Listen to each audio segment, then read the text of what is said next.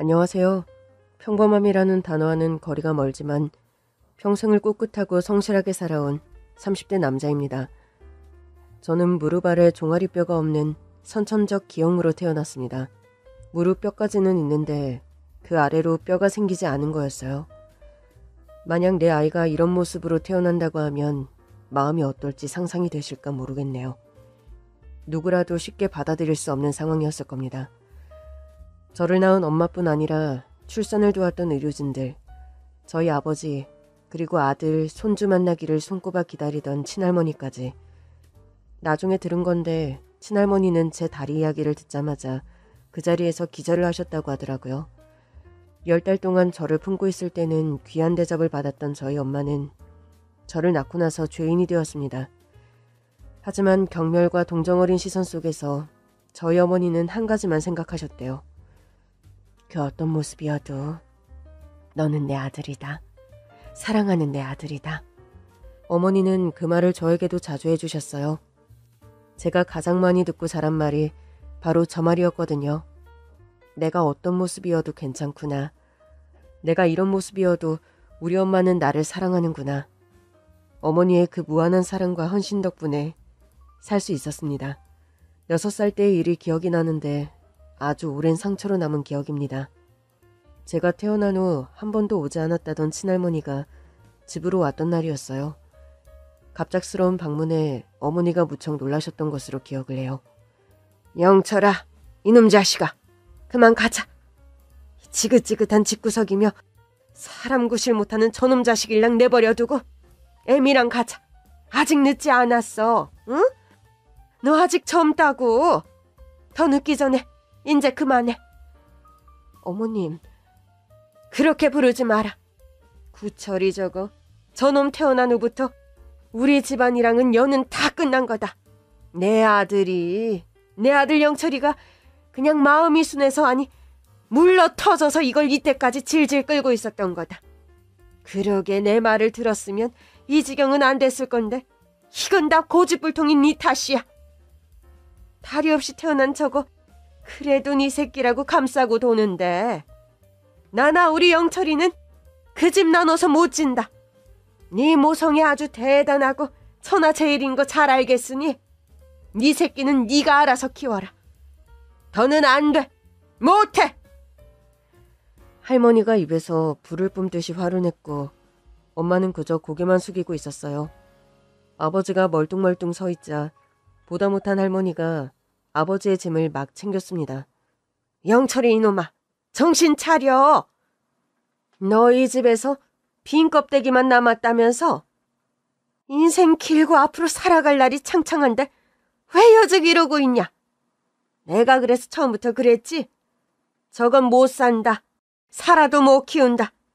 애는 또 낳으면 된다고 몇 번을 말했는데 참 미련한 것이 집에로 나왔다고 저런 것도 자식이라고 포기를 안 해서 일이 이렇게 된 거 아니야.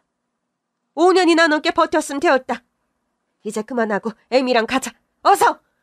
간단한 짐을 챙긴 뒤 아버지는 할머니와 함께 떠났습니다.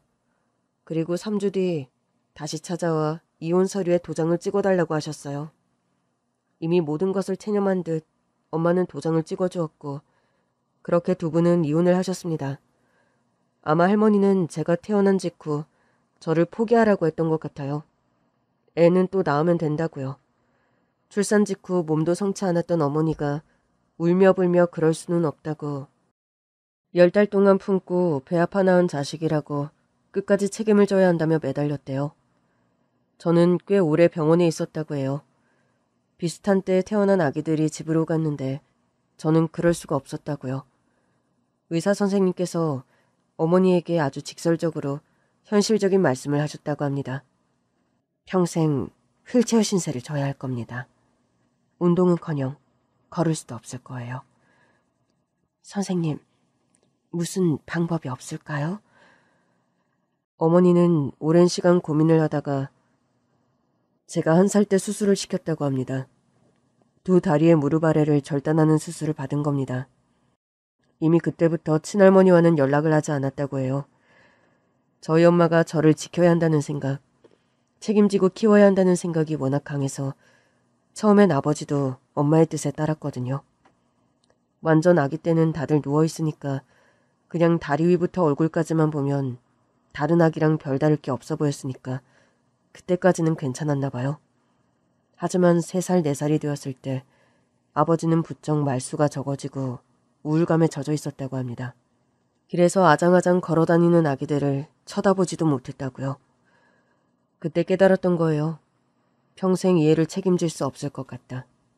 그냥 멀쩡하게 태어난 자식을 키우기도 힘든데 이런 애를 평생 돌볼 수 없다는 걸요. 그때부터 아버지는 거의 무기력한 모습, 유령처럼 지냈다고 합니다. 어머니 혼자 저를 돌보며 온갖 방법을 알아봤고 나중에라도 힘들지만 걸을 수도 있다는 희망을 놓지 않으셨던 거죠. 아버지의 마음이 엄마와 자식인 저로부터 멀리 떠났고 안 그래도 손주를 인정을 안 하고 안 보고 살던 할머니가 그걸 알고 정리를 하게 한 거였어요. 이혼 서류에 도장을 찍는 것으로 두 분은 완전히 남이 되었습니다. 그래도 아버지는 일말의 가책을 느꼈는지 한동안은 매달 양육비를 보내주었다고 합니다. 다행스럽게도 어머니의 친정, 외갓집 형편이 여유가 있었던 편이라 어머니 혼자 저를 키우는 것을 안쓰럽게 여겨 도움을 주셨어요. 6살 때까지는 유모차를 타고 다녔고 초등학교에 들어갈 무렵에는 휠체어를 타게 되었습니다. 날씨가 무더운 한여름에도 저는 긴 바지를 입고 다녔어요.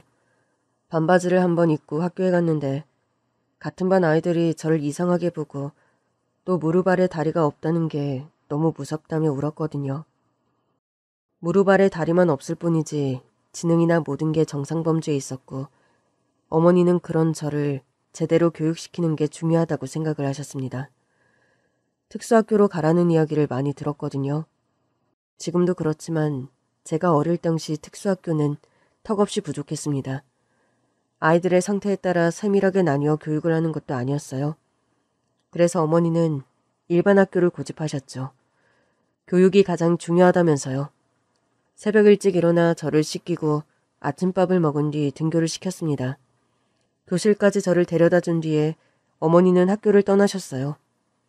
학년이 올라가고 반이 바뀔 때마다 어머니는 반 아이들에게 고개를 숙이며 거듭 부탁을 하셨어요. 얘들아, 우리 구철이와 같은 반이 된 친구들이구나. 보다시피 우리 구철이는 휠체어를 타고 다니고 있단다. 등하교는 엄마인 내가 하는데 학교에서 수업을 들을 때는 그렇게 할 수가 없거든. 구철이가 휠체어 사용에 익숙해져서 혼자도 다닐 수 있지만 혹여나 가끔 이동을 하거나 문턱 같은 게 높다면 조금씩 도와줄 수 있겠니? 구철이와 그저 같은 반이라는 이유로 신경 써주고 챙겨주는 너희들을 항상 너무 고맙게 생각한다. 얘들아, 고마워. 새학기마다 반 친구들에게 줄 간식과 함께 정성스럽게 적은 손편지를 나누어 주셨습니다. 담임 선생님에 따라 조금씩 달랐지만 어떤 선생님은 저의 활동을 도와줄 학급 도우미를 정해주기도 했고 당번들이 챙겨둘 때도 있었습니다. 많은 이들의 배려 덕분에 무사히 학교를 다녔던 것 같아요. 초등학교 고학년이 되었을 때 처음으로 의족을 맞추게 되었습니다. 지금도 그렇지만 의족은 굉장히 고가의 제품이잖아요. 제가 의족을 처음 맞추게 되었을 때도 굉장히 비싼 가격이었습니다. 어머니는 저를 키우며 알뜰하게 생활비를 아껴 모았는데 그게 언젠가 의족을 맞춰줘야 한다는 생각 때문이었어요. 저의 경우는 양쪽 종아리가 없어서 하트 의족을 맞추게 되었는데 처음에 재활이나 적응을 하는데 몹시 고생을 했습니다. 계속 휠체어에 앉아만 지내다 보니 쓰지 않은 근육, 관절을 움직이는 게 힘들었고 의족을 신고 걷게 되기까지 오랜 재활이 필요했거든요. 그 과정이 너무 힘들어서 그냥 휠체어 생활을 하고 싶다는 생각이 들었지만 제가 스스로 걷는 것만을 바라며 오랜 시간 돈을 모아 의족을 맞춰준 어머니. 의족을 착용해서 처음 걸음을 떼었을 때 감격에 겨워 울던 어머니를 생각하며 그 힘든 과정을 견뎠습니다. 중학교에 입학할 무렵에는 혼자 등하교를 할 수 있게 되었어요. 물론 남들보다 오랜 시간이 걸렸고 걷는 모양이 자연스럽지 않았지만 그래도 그게 너무 감사하더라고요. 학교 다녀왔습니다. 구철이 왔니? 덥지? 이리 와서 앉아라. 물 마시고. 다리에 땀이 많이 찼을 것 같은데 의족 벗어두고 편히 쉬어라. 학교에서는 별일 없었니? 네, 그냥 다 적응 중인 것 같아요. 나만 그런 게 아니라 전부 다요. 얼마 전까지 초등학교에 다녔는데 갑자기 중학생이 된 거잖아요. 그러게 말이다. 공부하는데 어려움은 없고? 갑자기 확 난이도가 높아진 것 같아서 열심히 해야 할 것 같아요. 장하다 우리 구철이. 자랑스러운 내 아들. 엄마, 근데요. 저 고등학교까지만 졸업하면 되는 거예요? 갑자기 왜 그런 생각을 해? 고등학교까지만 다닌다니. 그건 정해진 게 아니지. 고등학교 졸업하고 네가 공부를 더 하고 싶다고 하면 대학에를 가는 거고. 대학에를 나오면 전공을 살려서 직업을 가질 수도 있는 거잖아. 직업이요? 그냥 그런 생각이 들어서요. 만약에 공부를 엄청 열심히 해서 대학까지 나온다고 해도 제가 직업을 가질 수 있을까? 그게 가능할까? 엄마는 너를 그렇게 안 키웠어. 구철아, 세상 사람들이 다 불가능을 말하지만 불가능을 가능으로 만드는 게 인간의 의지야. 누군가는 쉽게 기적이라고 표현하기도 하지만 나는 기적을 바라기보다는 의지를 믿는 편이다. 너를 그렇게 키웠어. 너 태어났을 때 의사 선생님이 했던 말을 아직도 잊을 수가 없다. 평생 휠체어 신세를 져야 할 거라고. 운동은커녕 걷는 것조차 힘들다고 불가능할 거라고 했지.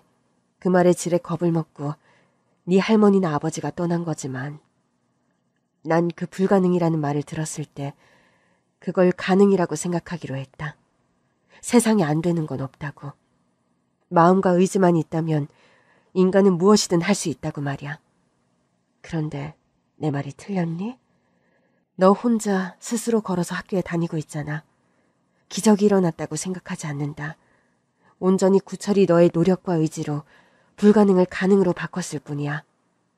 이게 끝이고 전부일까? 앞으로 네가 살아가는 동안 사람들이 끝없이 불가능을 말할 거야. 대학은 불가능해, 취업은 불가능해. 연애? 결혼? 당연히 불가능하다면서 말이야. 그 모든 것을 억지로 할 필요는 없어. 하지만 구철이 네가 원한다면, 네 마음에서부터 원하고 바라는 일이라면 할 수 있다는 거야. 불가능이라는 건 없어. 끝없이 그런 말로 너를 좌절시키려고 하는 목소리가 들리겠지. 사람들뿐 아니라 너의 마음속에서도 말이야.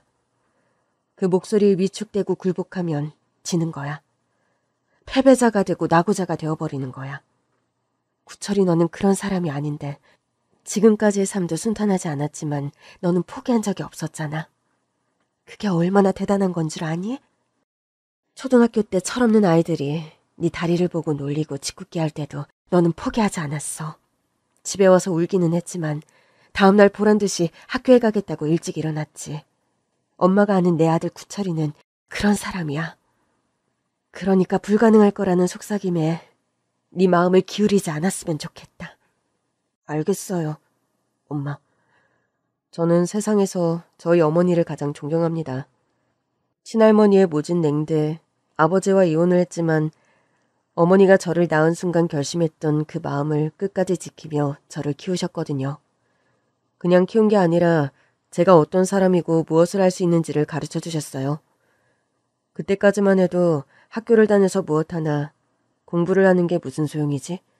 어른이 되어 내가 보통 사람들처럼 직업을 구하고 내가 하는 일로 사회에 기여를 하며 살 수 있을까? 그런 고민이 많았거든요.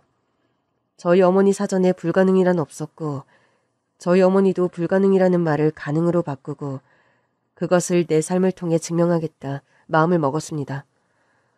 그렇게 마음을 다잡고 나니 공부를 하는 것에 목적이 생기더라고요. 중학교 때부터 학업에 열중했고 고등학교에서 더 열심히 공부했습니다. 그리고 수능을 봤어요. 긴장이 되어 평소보다는 조금 부족했지만 저는 서울에 있는 대학교에 합격을 하게 되었습니다. 제가 선택한 전공은 문헌정보학과였어요. 고등학교 때 진로 탐색 시간이 있었는데 세상에 정말 다양한 직업이 많더라고요.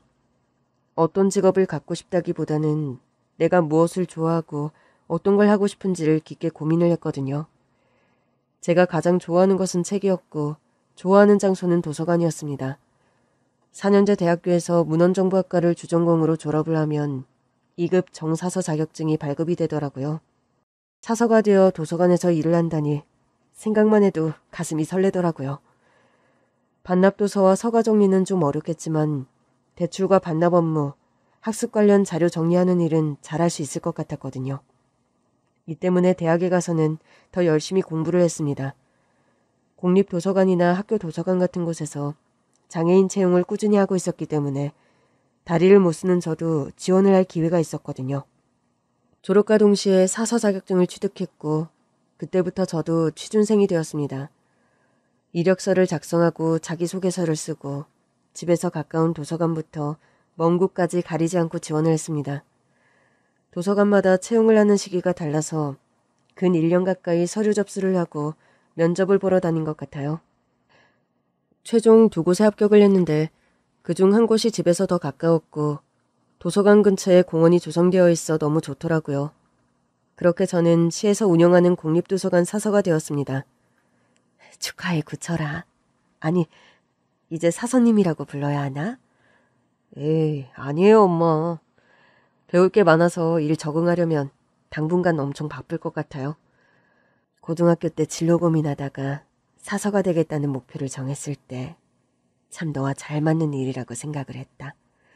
사서로 합격을 한 날 케이크를 사서 조촐하게 어머니와 같이 축하 파티를 했습니다.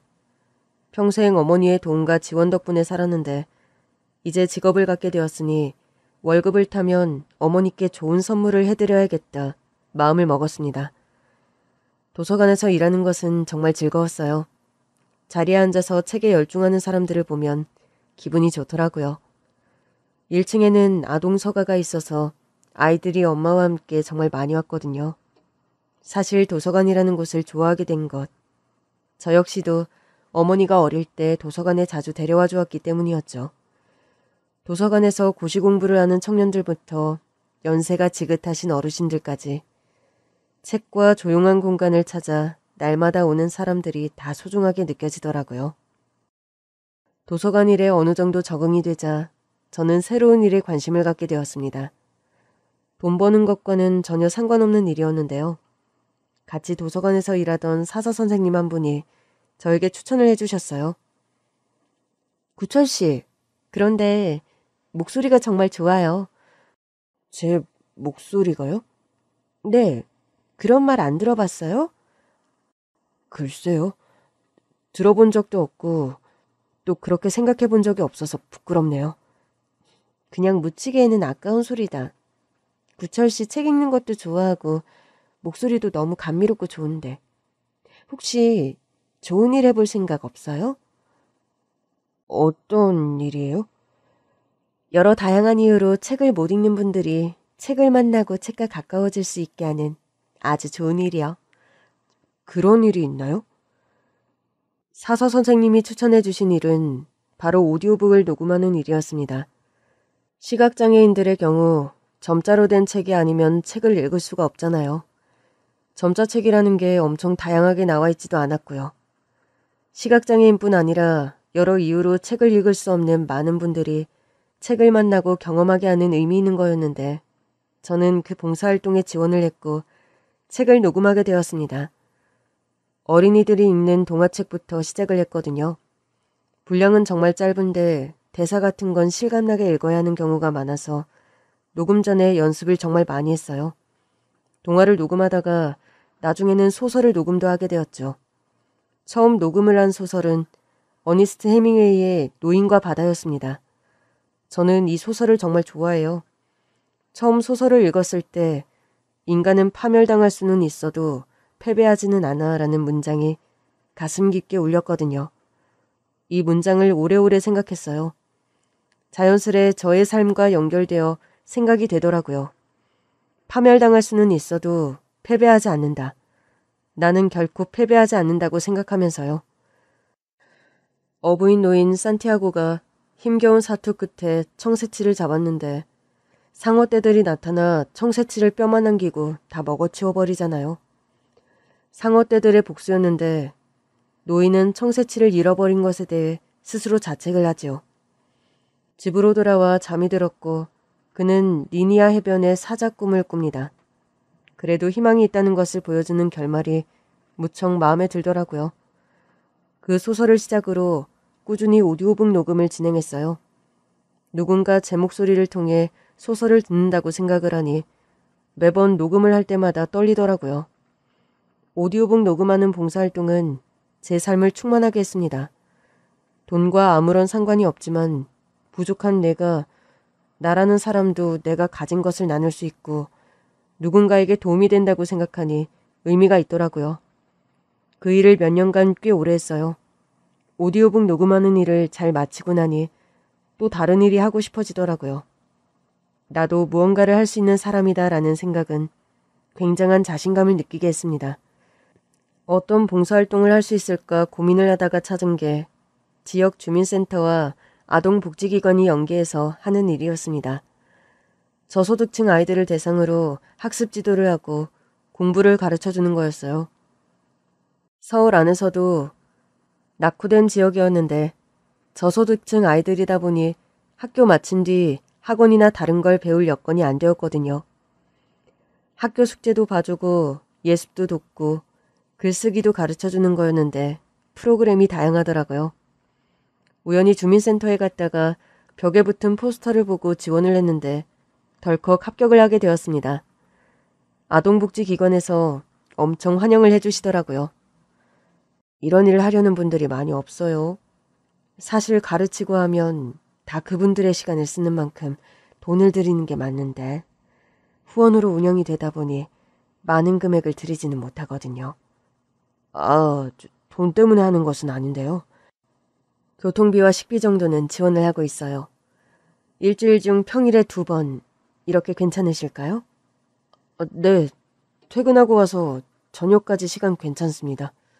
일주일에 2번 퇴근을 하고 아동복지기관으로 갔습니다.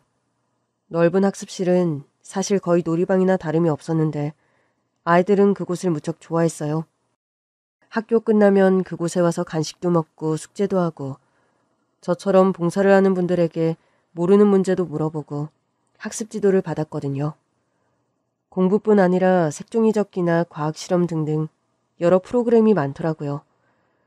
그리고 그곳에서 봉사를 하게 된 지 3개월이 되었을 때 저는 한 여자를 알게 되었습니다. 당시 같은 시간에 자원봉사자 2명에서 3명이 함께 활동을 했는데 4개월째 그 여자분이 새로 오게 되었어요. 구철 씨, 오늘부터 같이 자원봉사 활동을 하게 될 김선영 씨예요. 여기는 이구철 씨인데 활동을 몇 달 하셔서 꽤 익숙해지셨거든요. 궁금한 거 있으면 구철 씨한테 물어보세요. 구철 씨, 선영 씨 좀 많이 도와주세요. 네, 알겠습니다. 안녕하세요. 이구철이라고 합니다. 김선영이라고 합니다. 반갑습니다. 당시 제 나이가 29살이었는데 그 여자분은 저보다 2살이 어렸습니다. 초등학교 저학년 애들은 아무래도 여자 선생님들을 많이 따르고 좋아하더라고요. 얼굴이 해사하고 온화한 선영 씨는 단번에 아이들에게 최고 인기 선생님으로 떠올랐어요.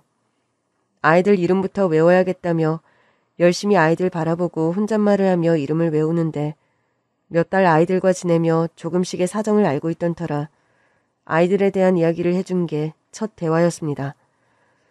그날 자원봉사 활동을 마치고 같이 나오게 되었거든요. 지하철역까지 한참을 걸어가야 해서 의도치 않게 같이 가게 되었어요. 의족을 하고 있었지만 아무래도 걸음이 다른 사람보다 느려서 신경이 쓰이더라고요. 제가 걸음이 조금 느리거든요. 혹시 빨리 가셔야 하면 먼저 가세요. 괜찮습니다. 저도 걸음이 느린 편이라서요. 같이 가요. 선영 씨는 어떻게 여기 지원을 하게 되신 거예요? 계기가 뭔지 혹시 여쭤봐도 되나요? 네, 저는 원래 아이들을 좋아해요. 꿈이 학교 선생님인 적도 있었는데 그렇게 되지는 않았어요. 지금은 전혀 다른 일을 하고 있기는 한데 그래도 아이들 만나고 아이들이랑 시간을 보내는 게 좋아서 할 수 있는 일이 있을까 알아보다가 이렇게 오게 되었네요. 오늘 첫날인데 어떠셨어요?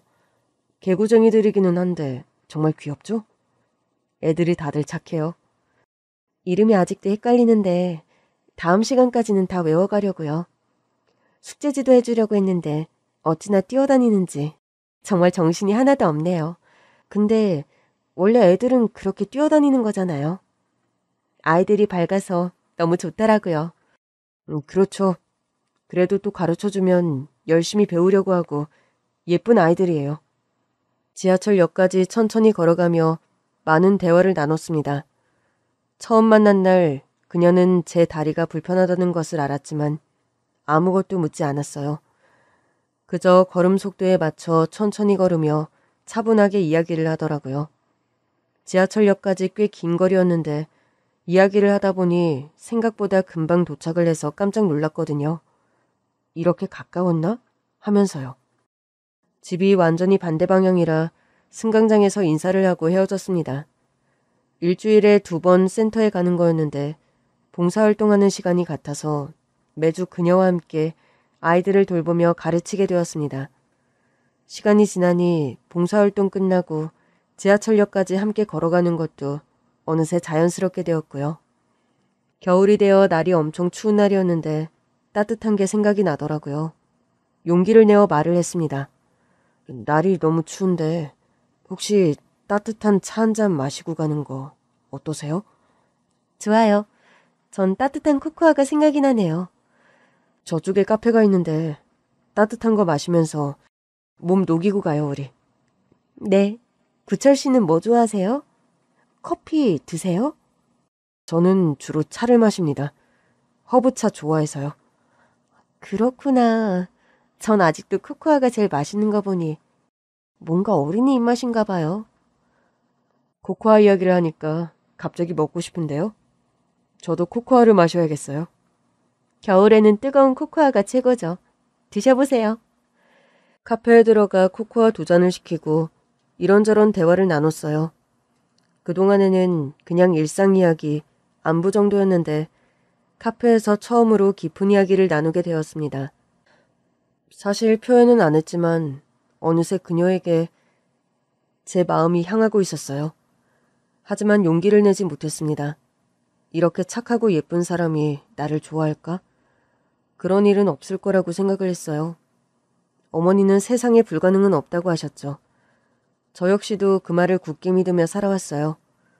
고등학교 졸업 후 원하던 대학에 가서 전공 공부도 잘 마쳤고 취업에 성공해 꿈이었던 사서도 되었지만 그때까지 연애를 해본 적이 한 번도 없었기 때문에 연애 그리고 결혼이라는 건 영원히 불가능하다고만 생각했어요. 내 삶에서 불가능한 건 딱 하나 결혼이라고요.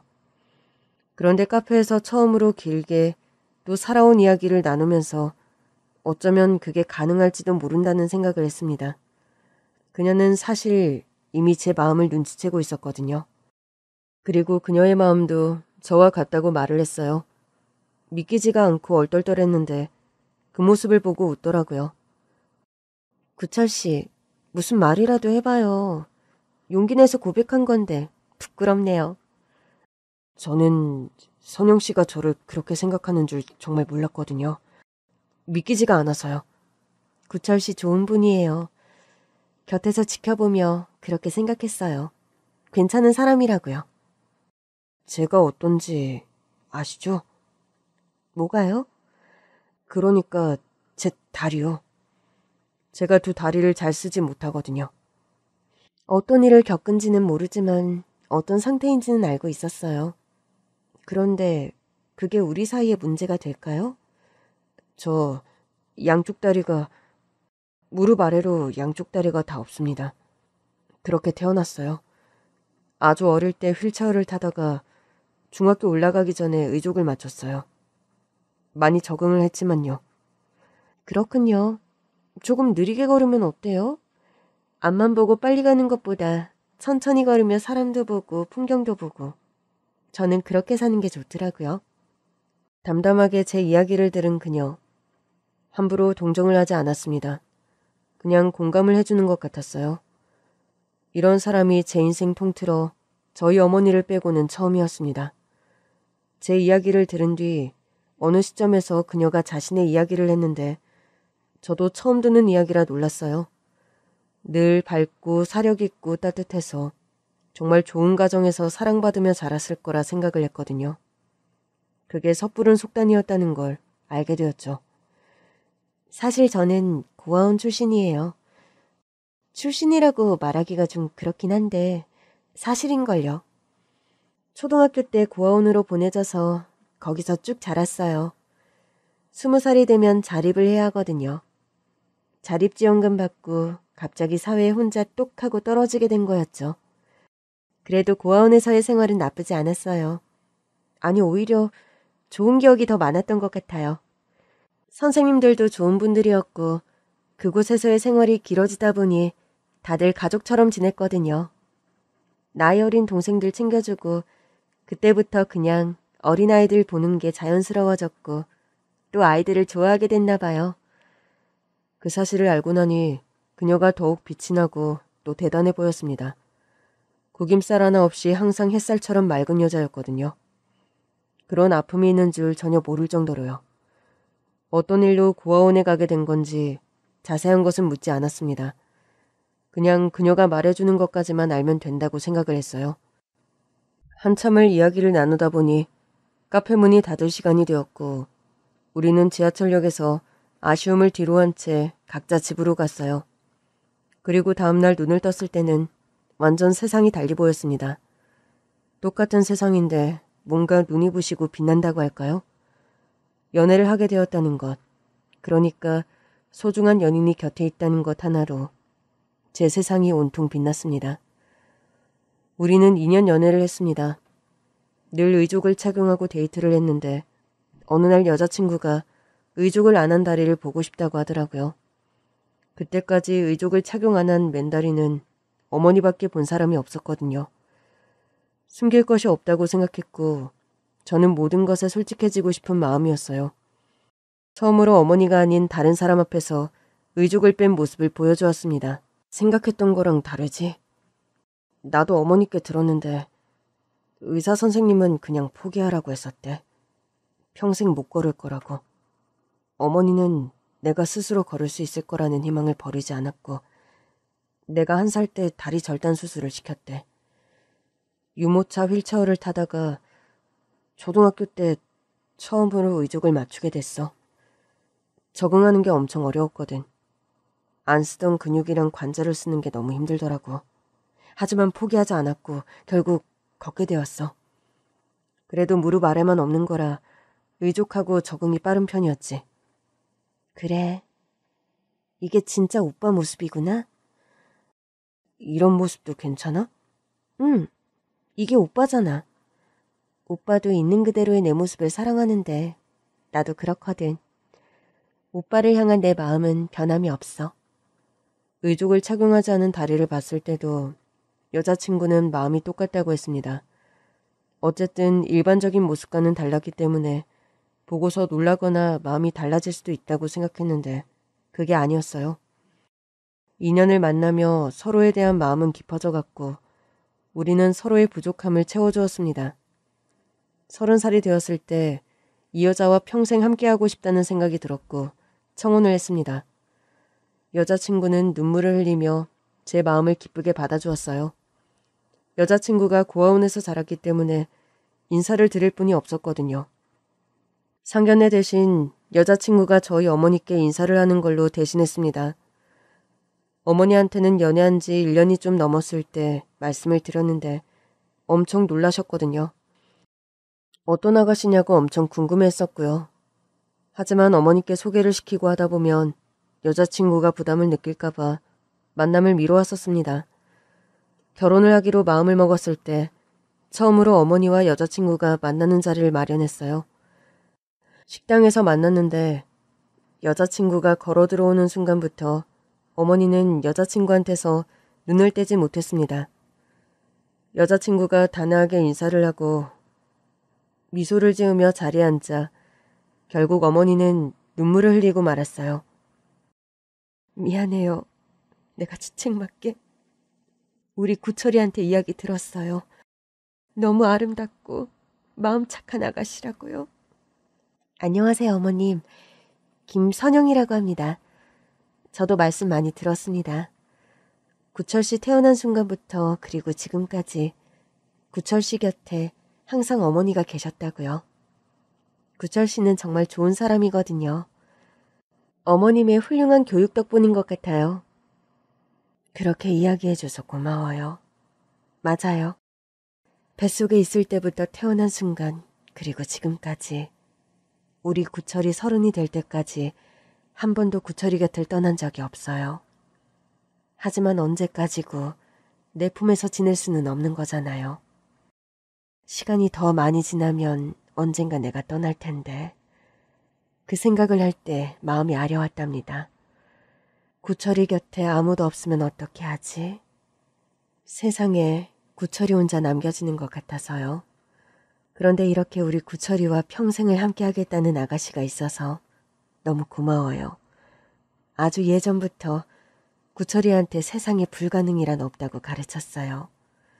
언젠가 구철이 너도 사랑하는 사람을 만나 가정을 이루고 행복하게 살 수 있을 거라고요. 하지만 우리 아들이 나중에 말하기로는 엄마 말이 다 맞다고 생각했대요. 정말 하나하나 도전하며 성취를 하다 보니 불가능이란 없구나. 엄마 말이 맞다고요. 근데 딱 하나, 엄마가 다 할 수 있다고 말했지만 자기는 결혼만은 불가능할 거라고 생각했대요. 다리가 불편하니 어떤 여자가 자기와 결혼을 하려고 하겠냐고. 엄마는 내 엄마라서 나를 아무 조건 없이 사랑하지만 세상에 엄마 같은 사람은 없을 거라고 그랬거든요. 시간이 점점 지나니 나도 마음을 내려놓게 되더라고요. 나중에 구철이가 홀로 살아갈 걸 생각하면, 외롭게 지낼 걸 생각하면 마음이 아프지만 어쩔 수 없는 일이라고. 누군가한테 내가 구철이를 품고 사랑하듯 그렇게 하라고 강요할 수는 없는 거잖아요. 강요한다고 사랑이라는 게, 마음이라는 게 생기는 것도 아니니까요. 우리 아들이 연애를 한다고 했을 때부터 너무나 만나고 싶었는데 오늘에서야 이렇게 드디어 만났네요. 어머니의 속마음은 저도 사실 잘 몰랐습니다. 그런데 이해는 되더라고요. 대부분 부모님의 마음이기도 하니까요. 언젠가 연세가 많은 부모님이 먼저 떠날 건데 자식 곁에 아무도 없고 가족 없이 혼자 살아간다고 생각하면 마음이 아플 것 같거든요. 그래도 이제껏 우리 아들 잘 살아왔다고 앞에 놓인 벽을 하나하나 부수면서 또 장애물들을 넘으면서 여기까지 자랐다고, 이것만으로도 충분하다고 그렇게 마음을 비우셨던 거였습니다. 어머니의 이야기가 끝난 뒤 여자친구가 자신의 이야기를 했어요. 고아원에서 자랐고 성인이 된 뒤 쭉 홀로 지냈다는 말. 그래서 가족이 생긴다는 게 어떤 건지 사실은 잘 모른다고요. 어머니는 여자친구의 손을 꼭 잡아주며 이야기를 했습니다. 구철이가 선영 씨 곁에 있을 거예요. 우리가 가족이 되는 거잖아요. 가족이라고 해서 모든 걸 이해하고 내어주고 곁을 지키는 건 아니더라고요. 우리 구철이가 태어나고 자라며 나는 구철이를 지키는 대신 다른 것들을 포기했어요. 가족이라고 믿었던 남편, 또 시어머니는 너무나도 쉽게 가족의 연을 끊어버리더라고요. 서류 한 장으로 그렇게 쉽게 끝나더라고요. 구철이한테는 나밖에 없었고 나한테도 구철이가 전부였거든요. 어떤 상황에서도 서로의 곁을 지키면서 함께 살아가는 존재. 그게 가족이잖아요. 선영 씨와 우리가 가족으로 만나게 되어 나는 정말로 기뻐요. 저희 어머니는 마음이 따뜻한 분이었거든요. 처음 만나는 자리였지만 진심으로 다가가려 노력을 했고 여자친구 또한 그런 어머니의 마음을 느끼는 듯 했습니다. 그리고 그때 처음으로 이야기를 하더라고요. 어머니께서 부모님이 다 돌아가셔서 고아원에 가게 된 거냐 물어봤는데 그게 아니라고 했습니다. 따로 알아보지는 않았는데 어쩌면 두 분이 다 살아계실 수도 있다는 생각이 들어요.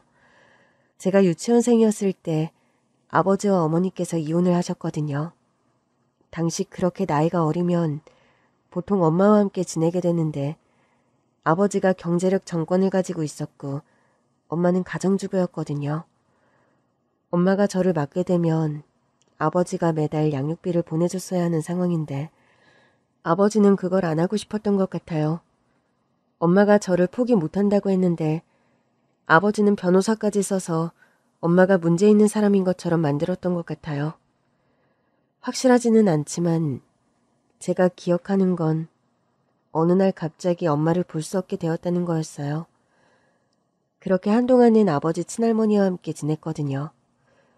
초등학교 2학년이었는데 그때 갑자기 아버지가 저를 고아원에 데려갔어요. 새로 가정을 꾸리려고 하셨거든요. 아버지와 결혼을 하는 분이 절대로 아이를 키울 수 없다고 했던 것 같아요. 아버지는 새 출발을 선택했고 저는 그렇게 고아원에 가게 되었어요. 사실 어릴 때 그곳에 처음 갔을 때는 거기에 그렇게 오래 있을 거라고 생각을 안 했어요. 아버지든 엄마든 누군가 다시 나를 데리러 올 거라고 믿으며 기다렸는데 아무도 오지 않았고 저는 쭉 그곳에서 지내게 되었어요. 그리고 20살이 되어 자립을 하게 된 거예요. 언젠가부터 그냥 나는 혼자라는 생각이었고 그게 내 운명이다라고 받아들였던 것 같아요. 성인이 되고 나서도 한 번도 부모님을 찾을 생각을 안 해봤습니다. 버려진 것은 맞으니까. 나를 아끼고 나를 사랑한다면 나를 찾아왔을 건데 그런 기회가 수없이 많았을 텐데 그러지 않았잖아요. 나 혼자서도 살 수 있다고 보란듯이 잘 살고 싶었어요. 그랬군요. 정말 고생이 많았네요. 그렇지만 이렇게 아름답고 훌륭하게 자라서 너무 대견하네요. 처음 만난 거라고는 믿을 수 없을 만큼 어머니와 여자친구는 많은 대화를 했습니다. 속 깊은 이야기를 진솔하게 털어놓으면서요.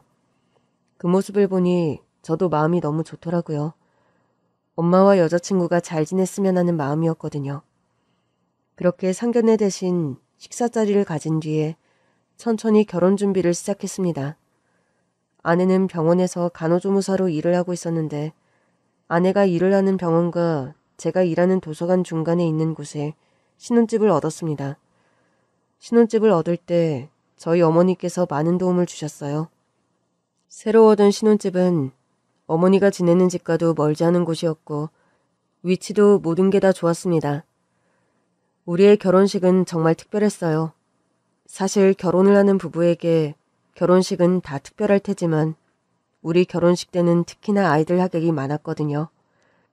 아내와 제가 만난 곳이 지역 아동센터에서 저소득층 아이들 학습 지도를 하며 만난 거잖아요. 몇 년 동안 봉사를 하며 가볍게 지낸 아이들이었는데 그 아이들이 우리의 결혼식 때 축가를 불러주었습니다.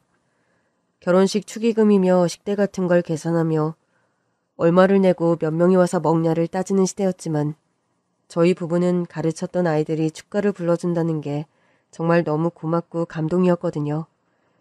축의금은 받지 않겠다고 했어요. 그저 그 예쁜 아이들이 결혼식에 와서 맛있는 밥 한 끼 배부르게 먹고 갔으면 좋겠다는 마음이었거든요.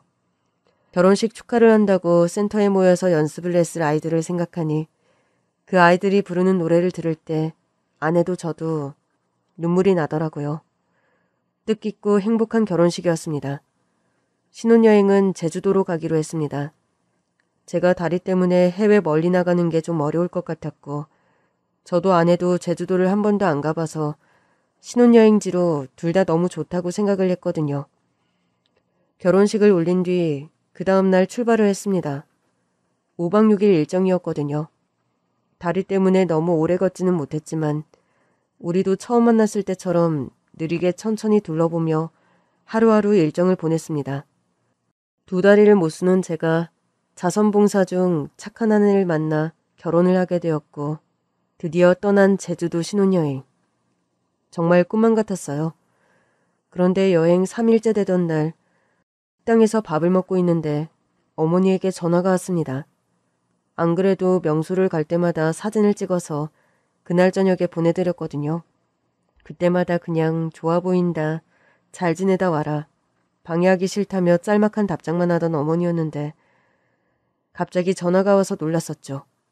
3일째가 되었으니 여행은 잘하고 있나 걱정이 되어 전화를 하셨나 보다 하며 별 생각 없이 전화를 받았는데 받자마자 어머니께서 엄청 다급한 목소리로 소리를 지르시더라고요. 아이고 저라, 다 속았다. 빨리 서울로 와. 정말 큰일 났다며 다 속았다며 엄청 떨리는 목소리로 저를 찾는 어머니의 전화에 서울에 도착해 경찰서로 달려간 순간 믿을 수 없는 일이 벌어졌습니다.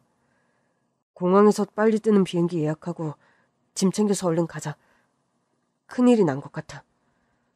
어머니가 이렇게나 목소리를 크게 내고 놀라는 것은 본 적이 없었거든요. 특히나 다 속았다고 다급하게 말하며 어디 경찰서로 오라고 하는데 정말 너무너무 걱정이 되더라고요. 아내가 무슨 일이냐 물었지만 저 역시도 자세한 내막을 알지 못했어요.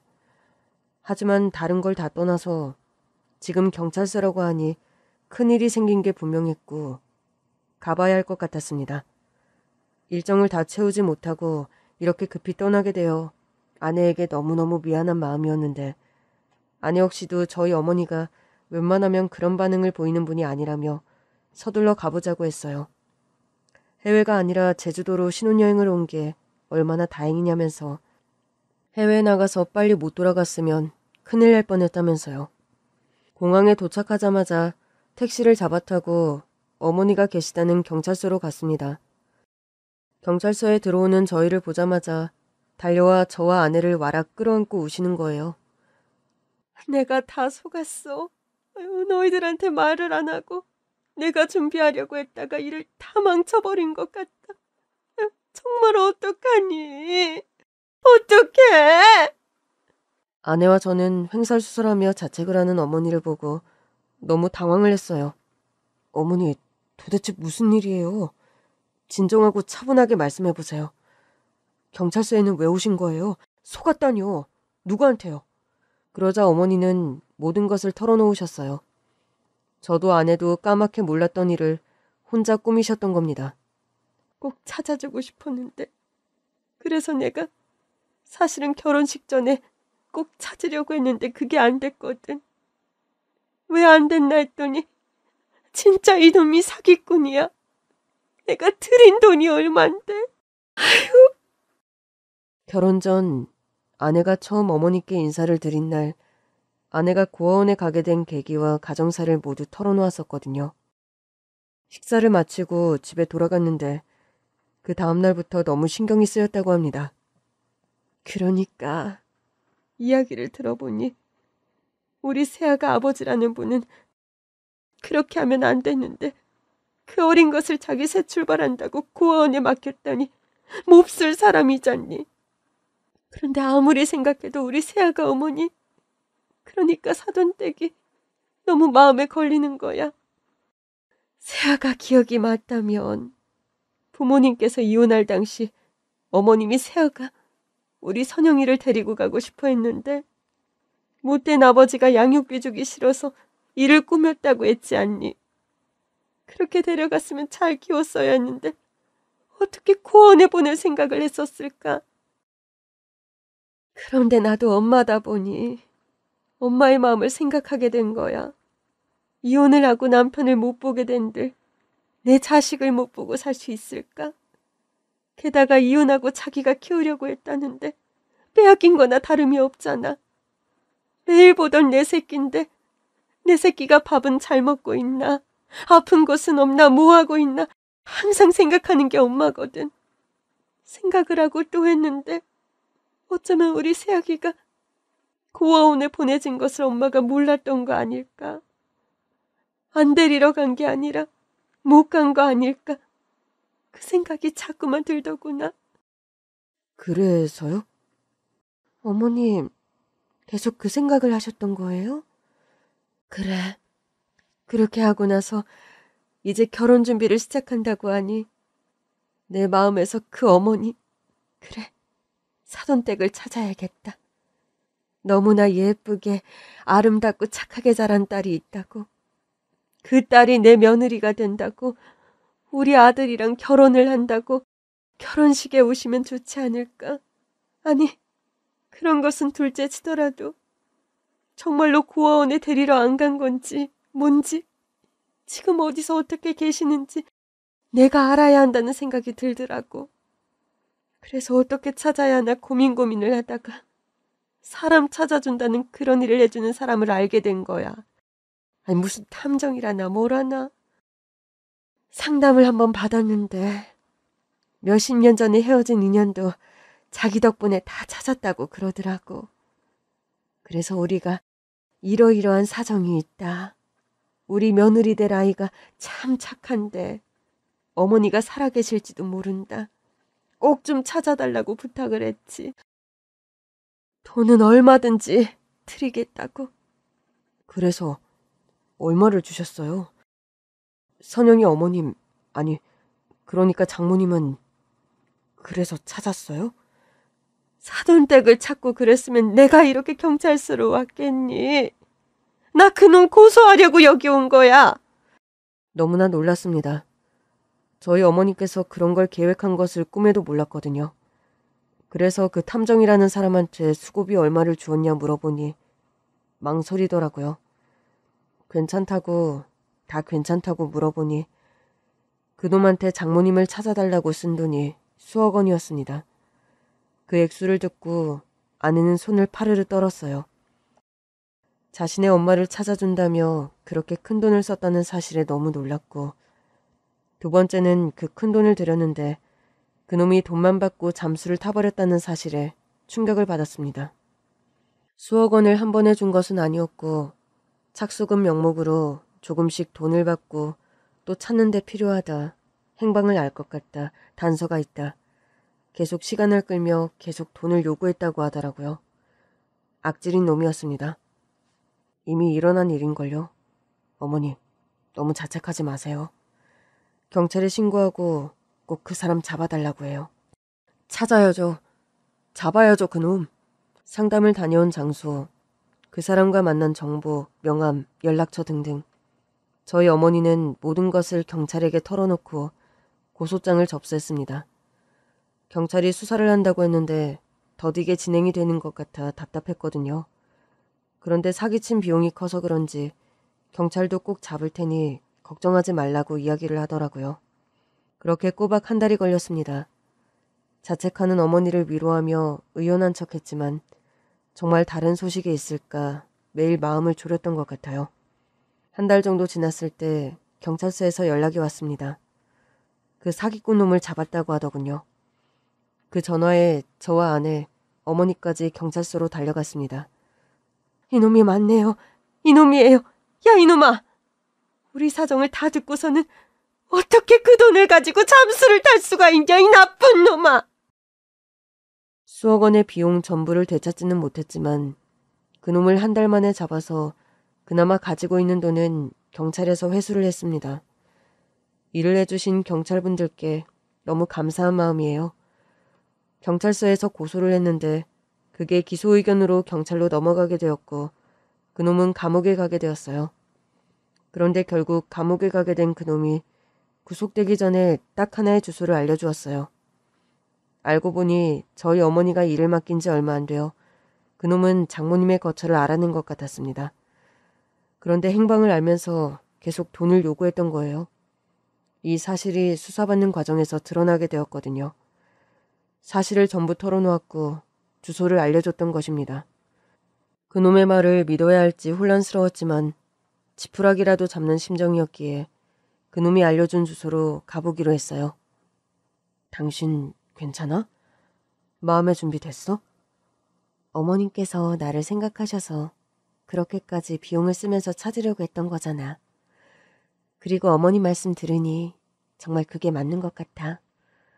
아버지는 나쁜 사람이지만 엄마는 정말 아무것도 몰랐던 거 아닐까?